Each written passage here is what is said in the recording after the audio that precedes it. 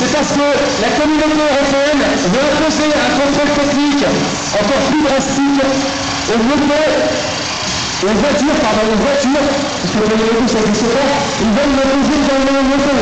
Ce qui veut dire qu'avec le nouveau projet de la communauté européenne, les voitures auront un contrôle technique tous les ans à terme, et les motos seront inclus dedans.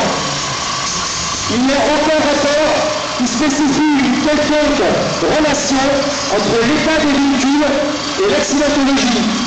Bien au contraire, les pays qui n'ont pas de contrôle technique ont moins d'accidents que ceux qui en ont. Ce qui prouve bien qu'il n'y a aucune relation entre un contrôle technique et l'état du véhicule et les accidents.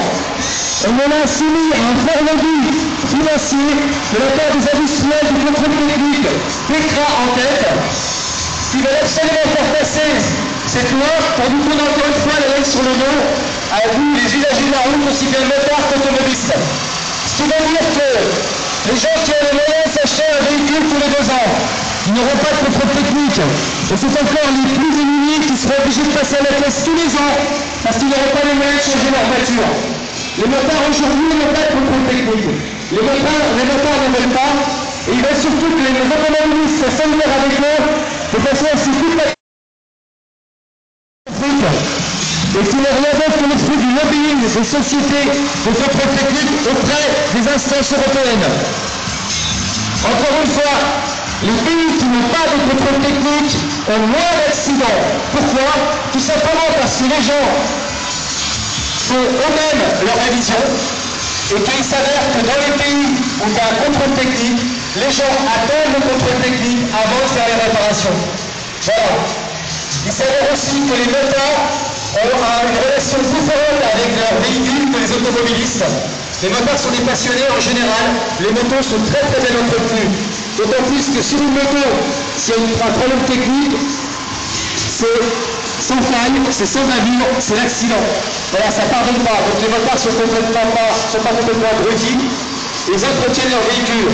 Et notamment une moto, il faut savoir qu'une moto, ça passe en révision environ tous les 6000 km en moyenne.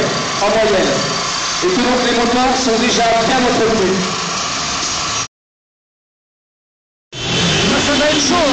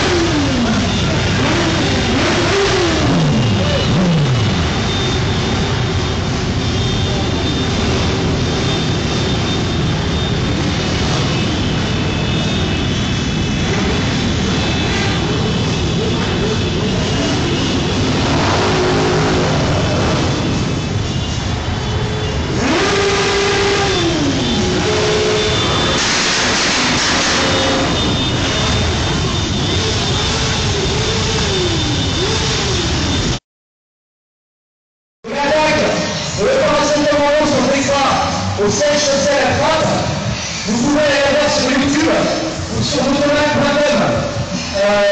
Vous allez voir, on s'est bien amusé. Et on a déversé, comme je vous l'ai dit tout à l'heure, une tonne et demie de gravier devant leur porte. Bon, ça fait passer.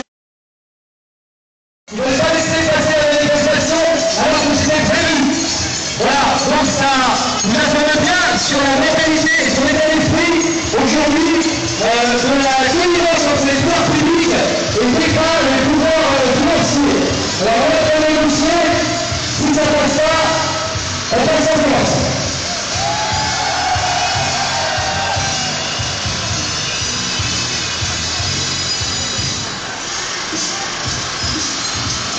Les copains qui arrivent toujours pour le passage de l'économiste, vous en avez là pour à peu près 15 minutes. Ils ont pas tout à fait, vous allez pas tout à fait dans l'administration.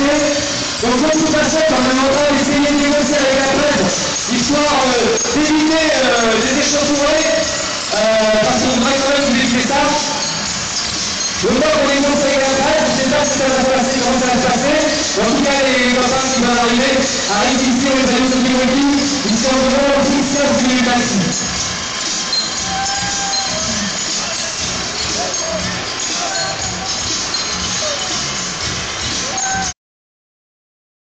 Je suis rentrée chez moi, j'ai appelé Jean-Marc, j'ai fait le débriefing et là je me suis aperçue qu'il y avait une erreur. C'était pas le boulevard du centre, mais la rue Amelot. D'accord, on y va à pied. Attends, je vais à pied après.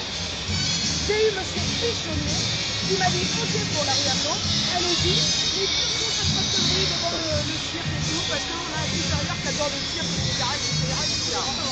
Il m'a dit ok, on y va. Donc, il m'a dit, ok, sur le parcours, je mets rue Amelot et vous rectifiez votre côté. Ce qui a été fait. Sauf que l'info... Je suis prête à faire 6 mois de prison et tout ce qu'il veut parce que je suis sûre de moi. Le mec, il est honnête, il dira, oui, j'aurais accordé la rue Amelot. C'est une question de parole. C'est pas un hasard. Et j'espère que le mec, il est honnête. Nous l'article au dernier moment comme ça. Faut y aller. On va aller à pied symboliquement.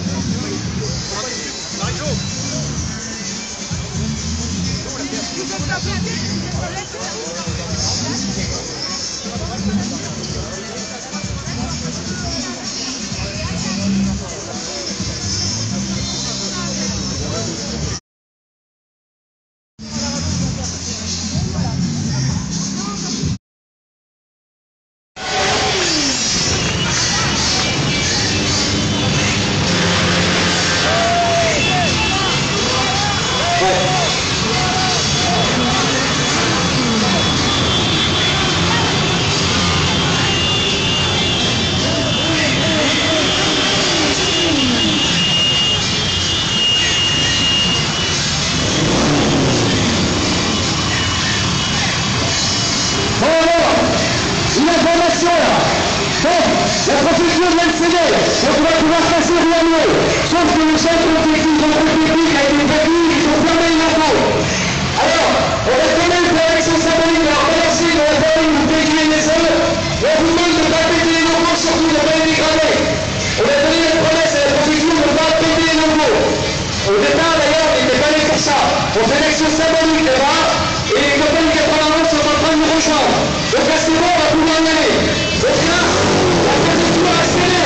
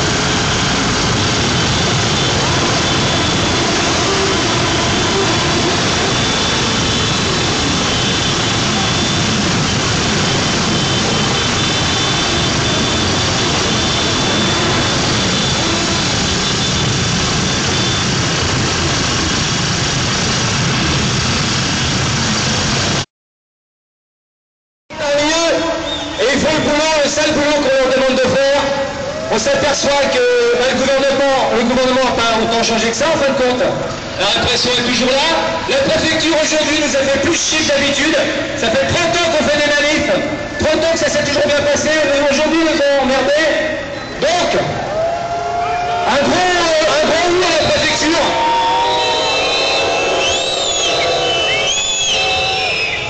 Alors tout ce qu'ils ont gagné à la préfecture, c'est qu'on va durcir maintenant les mouvements.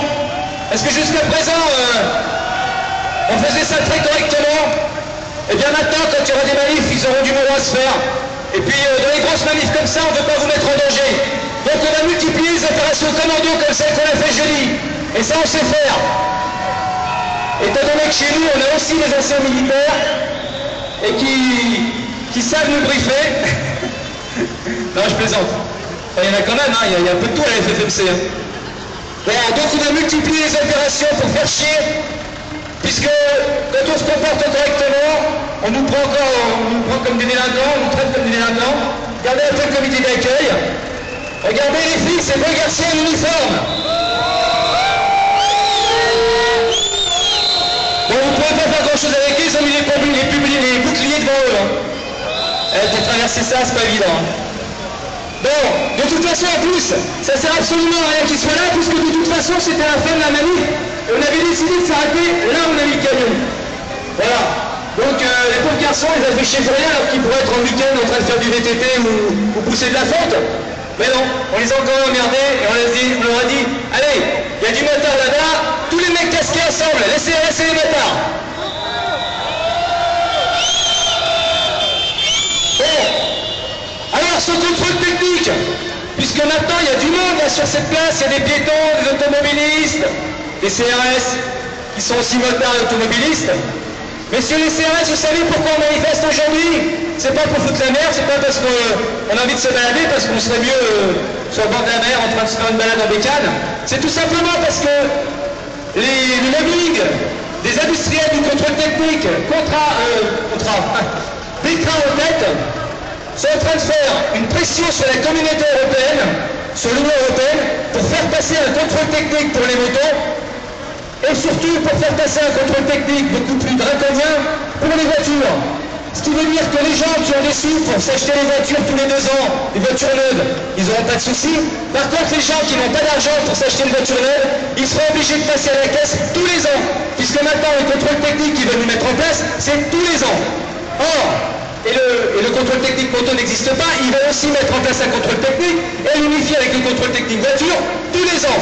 Or, il est prouvé statistiquement, et pas par nous, hein, pas par la FFMC, mais par des instances, par des scientifiques, par des gens qui ont l'habitude de faire des statistiques et qui sont payés par les gouvernements en plus.